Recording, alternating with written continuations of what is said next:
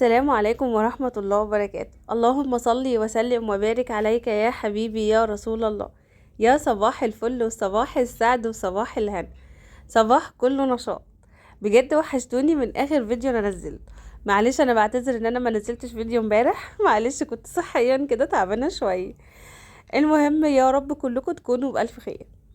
النهارده بقى قلت بقى امبارح طبعا ريحت ما عملت لهمش حاجه، قلت لا النهارده بقى نقوم ايه، نطبخ لهم طبخه حلوه كده من الطبخات اللي بتدفي في الشتاء. انا حبيت بصراحه، لقيت عندي في التلاجة قلقاس قمت مطلعاه. وكمان قلت برضو ايه، يعني هما ولادي اللي طلبوا بصراحه، يعني هما اللي كانوا نفسهم قوي ان انا اعمل لهم الحمام الكداب. يعني انا كنت هعمل فراخ مشويه، لكن هما اللي قالوا لي احنا عايزين ناكل حمام كداب. قلت لهم تمام. اول حاجه طبعا القلقاس ده بيبقى تقطيعه صعب قوي، بيبقى ناشف شويه، فيعني بصراحه بيبقى صعب. ده يمكن كمان القلقاس بتاعي النهارده كان صغير شويه، لما بيبقى كبير انا ما بقدرلوش اصلا ما بقدرش ان انا اقطعه. المهم طبعا انا بقشره. وانتوا عارفين طبعا ان القلقاس ما بيتغسلش، يعني انت بتشطفيه بس قبل ما بتقشريه، لان بيبقى فيه ماده زي اللزجه كده، لو انت غسلتيه بتلاقيه طلعها. فطبعا بتمسكي تشطفيه الاول قبل ما تقطعيه، وبعدين تقشريه، وبعد كده بقى تقطعيه مكعبات زي ما انت شايفه كده.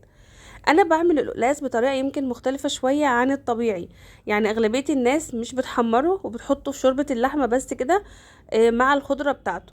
لكن انا بعمله بصراحه بطريقه تانية، بجد جربيها، يعني جربي الطريقه بتاعتي دي هتعجبك قوي. انا والله ببقى نفسي اوصل لكم اي حاجه تفيدكم، اي حاجه حلوه ان انتوا تعملوها، بيبقى نفسي قوي ان انتوا تجربوها. اول حاجه طبعا انا هحمر القلقاس، يعني انا هحط بقى كميه القلقاس كلها بعد ما قطعتها المكعبات دي، هحطها بقى تتحمر. التحمير عادي، يعني الاحمر يعني تحمير مش انت بتصفريها بس زي ما انتم شايفين كده. بس هشيله واحطه بقى في جنب، عشان انا هعمل له اللي هو الصلصه بتاعته بطريقه مختلفه شويه عن الطبيعي. هنا بقى طبعا قلت اعمل ايه كنت رايحه اعمل الصلصه بتاعته. فطبعا هضرب الطماطم، بلم طبعا الطماطم عندي اللي طرت شويه والطماطم الحمراء، وهمسكها اغسلها كويس جدا. انا ساعات يا جماعه لما يعني مثلا عشان الفيديو مثلا مدته ما تطولش وكده، فببقى اغسل الخضار قبل مثلا ما ابدا تصوير، يا دوبك بس بديله شطفه معاكم وايه وبستعمله. لكن في ناس بتفكر ان انا ما بغسلوش، لا طبعا اي حاجه انت هتطبخيها او هتعمليها بتشطفيها مره واتنين وتلاته عشان تتاكدي ان هي فعلا اتغسلت غسيل نظيف. فان كنت مثلا بجاري الفيديو ولا حاجه اعرفه والله ان انا بكون غاسله الحاجه ومنضفاها. هنا بقى كان قلت بقى اقطع الطماطم. طبعا بسيب بقى السليمه كويسه، وباخد بقى اللي خلاص يعني قربت انها تستوى وكده اقطعها اعملها صلصه. هنا بقى كنت خلاص الطماطم جهزتها في شفشق الخلاط. عارفين اسهل حاجه ان انت لما تيجي تطبخي، حتى لو طبيخ كتير، والله يمكن انا قعدت اليومين دول بطبخ متاخر شويه، وفي نفس الوقت الاكل بيخلص بدري وبسرعه. مش زمان بقى كنت افضل في المطبخ كتير ووقت طويل، لا. انا بقف مثلا انا هحتاج بصل لمثلا القلقاس للفراخ للكبده، اقطع بصل نفس الكميه الكتيره بقى دي، او مقطعاها مره واحده. هحتاج مثلا طماطم، هحتاج فلفل الوان بتاع، اقوم مطلعه كل حاجه غسلها وموضباها ومجهزه الحاجه. تجهيز الحاجة بتخليكي فعلا ما تتأخريش في الطبيخ. يعني في ثانية لو جهزت حاجتك بتلاقي خلاص على طول الحاجة خلاص خلصان كده. انا يعني جهزت الصلصة بتاعت القلقاس، الشفشق خلاص حطيته يا دوبك هيتضرب. هنا بقى كنت بجهز التتبيلة بتاعت اللي هو وراك الفراخ، اللي هي طبعا اللي انا هعملها حمام كداب. التتبيلة دي طبعا انا قطعت بقى بصل وطماطم وفلفل الوان وليمون، وكمان حطيت بقى طبعا البهارات، الملح وفلفل، كل بقى البهارات اللي انت عايزاها، وحبة خل وحبة زيت صغيرين.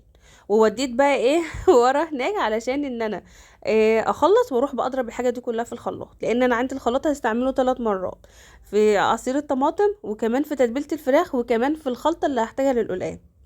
البصل اللي انا كنت بقطعه دوت كان بصل اللهم صل على النبي، الكبده بقى اللي انا هعمل كده. بقى انا رجعت عشان بقى ايه اضرب الحاجات دي كلها. هضرب بقى عصير الطماطم، طبعا انا بصفيه يعني في اي خضار اي حاجه. لا عصير الطماطم انا بضطر ان انا اصفيه. دي بقى كانت تتبيله الفراخ اللي انا هتبلها فيها. كده خلاص خلصت، همسح بقى خلاطي وعينه. وكانت بقى هنا الفراخ راحه يعني ايه بنضفها برضو، هي نضيفه وكل حاجه، بس برضو بديها شطفه كده سريعه بحيث ان الحاجه عندي تبقى نضيفه. دايما اتاكدي من نظافه الحاجه، طول ما الحاجه عندك نضيفه على طول اعرفي ان الاكل بتاعك هيبقى له نكهه حلوه وطعم حلو. همسك طبعا انضفها وانضفها من عند الجلد وكل حاجه، وهمسكها بقى ايه، يعني انا بحب امسك الحاجه واحده واحده كده.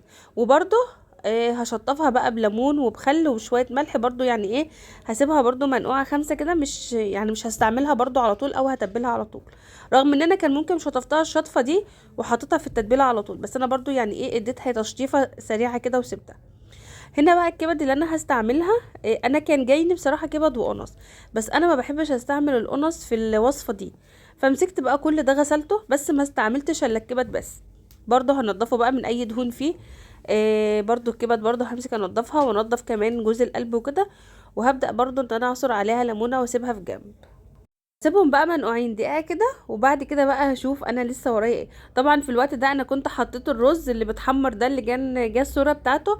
الرز ده اللي انا هستعمله في حشوة الحمام الكداب. فطبعا حطيت شوية زيت وغسلته وصفيته، وحطيته بقى يتحمر على نار هادية كده. هنا بقى كان جبت صينية مفرودة بحيث ان الحاجة تتبل براحتها، وجبت بقى ايه اللي وراك فريتا. دي بقى التتبيله اللي انا عملتها، يعني شوفوا كل حاجه انا مجهزاها بحيث ان انا ما اخدش وقت في التجهيز. همسك بقى الحاجه دي كلها، اتبلها تتبيل كويس واتاكد انها تتبل كلها. طبعا التتبيل ده اساس كل حاجه في الفراخ المشويه، اللي هي الوصفه اللي انا بعملها دي. الحاجه لما بتتبل اللحمه ذات نفسها بتبقى شاربه التتبيله، فبيبقى طعمها حلو قوي.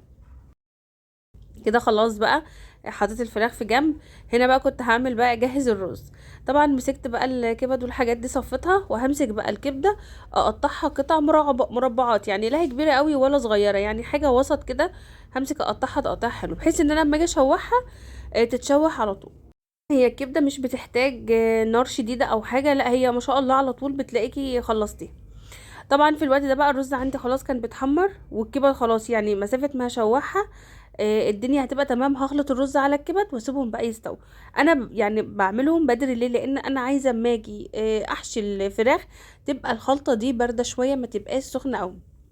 هنا بقى حطيت معلقه سمنه بلدي، ما هي الكبده ما هي الا سمنه بلدي بصراحه. وهشوح بقى البصله، هديها تقليبتين كده على السريع، وبعد كده هنزل الكبده. طبعا بحط بقى ملح، وبحط شويه فلفل اسمر، وبحب احط مع الكبده قوي حبه قرفه، ما اعرفش بتديها طعم احلى بكتير، يعني انا بحب قوي اضيف قرفه للكبده. هقلب بقى وهضيف بقى البهارات بتاعتي كلها، وهسيبها تتشوح. انا مش هغطيها ولا حاجه، انا هديت بس عليها النار شويه بس بعد ما خدت الصدمه، وهقلبها تقلبتين وكده خلاص. خلاص خلصت عندي بقى. بصراحه كانت ريحتها حلوه قوي بجد ريحتها كانت جميله. همسك بقى ايه اقلب الرز مع الكبد، واضيف عليه الميه، ومش هحط بقى الا حبه ملح صغيرين، لان ما تنسوش ان انا حطيت للكبده شويه ملح. والرز المتحمر عموما ما بيحتاجش برضو ملح كتير. شويه ملح صغننين بقى، وهضيف الميه، وهسيبه بقى ايه يستوى على نار متوسطه. هنا بقى قلت اعمل الخلطه بتاعه القلقاس. كده انا حمرت القلقاس بتاعي، كمان عصير الطماطم صفيته وضربته. هعمل ايه بقى؟ بجيب مثلا شويه فصوص توم حلوين كده، وكمان بصلتين وسط، وهجيب كمان شبت وكزبره الاتنين، هقطعهم واحطهم في قلب الخلاط. هقوم بقى ضايفه شويه ميه عشان الخلاط ينفع ان هو يلف، وهضرب الكميه دي مع بعضها لحد كده تمام. همسك بقى مصفى اصفي الخليط اللي انا ضربته ده كله. بس انا مش هرمي التفل اللي هيطلع ده، لا، ده انا التفل ده انا هعمل فيه ايه هتستغربونيش يعني. هو انت دلوقتي حطيت معلقه سمنه بلدي وشويه زيت، والتفل بقى بعد ما صفيت الخليط ده كله خدت التفل ده منه وبحمره. التفل ده عباره عن ايه؟ بصل وتوم، وكمان شبت وكزبره. على اللي هو الخلطه اللي انا عملتها دي تحمر. طبعا انت بتحطيها بقى على نار هاديه شويه عشان تحمر تحمير حلو.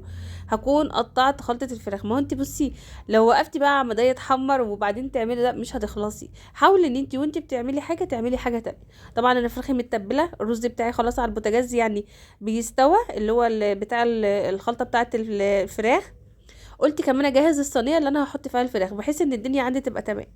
طبعا انا اتبقى عندي فلفل اخضر وفلفل احمر وفلفل يعني فلفل الوان وكده، بقوم جايبه علبه ومغطياها وسايباها لما تيجي وصفه تانية ولا اي حاجه استعمله. خساره ان انتي ترمي الحاجه دي، يعني الحاجه برضو بفلوس وكده. هنا كان الرز عندي بقى 3/4 سوا، حطيته بقى في طبق وسبته يبرد بحيث ان انا اما اجي استعمله يكون بريد شويه. هنا بقى كان خلاص الحاجه دي خلاص احمرت. هنزل عليها بقى بعصير الطماطم العادي اللي احنا مصفيينه، وكمان العصير اللي نزل من تصفيه البصل والثوم والخضره. هقلب بقى ده كله، وهضيف ملح وشويه فلفل اسمر، وهسيبه بقى ايه يتسبك كده بروقان لما عندي الصلصه تتقل وتبقى حلو. هقلبها بقى وهغطيها واسيبها بقى كده في جنب تستوى براحتها. كده بصوا بتاكلوا احلى قلقاس فوق، بصي طعمه فوق ما تتخيلي. هنا بقى جبنا بقى طبعا الفراخ بقى عشان احشيها وكده. بفرد بشوف يعني انهي جهه اللي هتلف احسن. خدي بالك لما تيجي بالذات تعملي الوصفه دي، حاولي ان يعني اللي وراك تبقى عندك كبيره شويه، لكن لو صغيره مش هتعرفي تتحكمي فيها. كل ما كبرتيها كل ما كانت احلى. المهم طبعا هحط بقى الخليط، بتحطي بقى رز وكبد وكده، وتبداي بقى ان انت تلفيها بالخيط. طبعا ان انت تلفيها بخله السنان هتتفتح منك، يعني الخيط اضمن حاجه انها ما تفتحش منك. هي يعني بتبقى يعني هي مش صعبه والله، يعني ما فيش حاجه صعبه، بس حاولي ان انت تلفيها تبقي متحكمه فيها وانت بتلفيها. بس طبعا هعمل برضو الكميه كلها. هو انا كان عندي 5 اوراق وكده، بس زي ما قلت لكم كل ما الورك كان كبير كل ما كانت لفتها هتبقى اسهل. وطبعا الجلد لازم تحافظي عليه جدا علشان يعتبر هو اللي بيدي المنظر الحلو في النهايه. هكمل بقى الكميه كلها واحطها بقى في الخلطه دي. وبتشغلي بقى البوتاجاز عادي، وبتشغلي كأنك بالظبط بتسوي فراخ مشوية عادية جدا، يعني ما فيهاش اي افتكاسات تانية ولا فيها اي حاجة. انا برضه عملت لها الخلطة دي عشان تديها طعم حلو قوي، وعلى فكرة الصوص ده بيبقى طعمه جميل والله. هكمل بقى الكمية دي كلها، وهبدأ بقى ان انا ايه اشغل على بوتاجاز. يعني انا برضو حبيت ان انا اوريكم بالتفاصيل انا بعملها ازاي، بس والله هي يعني ما فيش بتخلص على طول، يعني انا في ثانية عملت الكمية كلها. كده خلاص برضو هحطها، ويبقى دي اول وصفة عندي. كده خلاص خلصتها. اشغل بقى البوتاجاز واسيبها بقى مع نفسها كده على نار هادي. طبعا الاول بعلي النار وبعد كده بهدي النار بقى وبسيبها وبغطي. طبعا بقيه الرز ده كان هو لسه 3/4 سوا.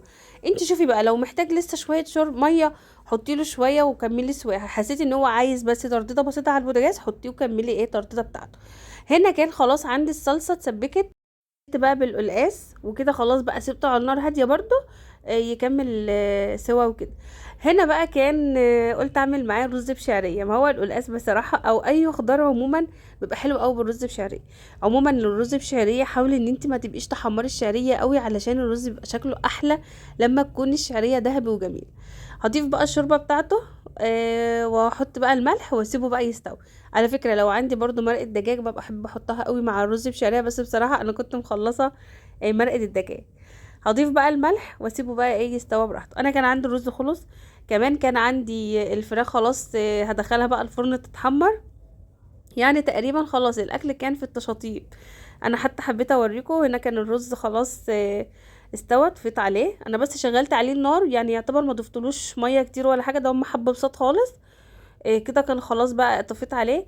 وكمان القلقاس عندي كان خلاص في النهايات برضو زي ما انتم شايفين. بصراحه كانت ريحته حلوه قوي وطعمه بجد جربيه بالطريقه دي هتعجبك جدا.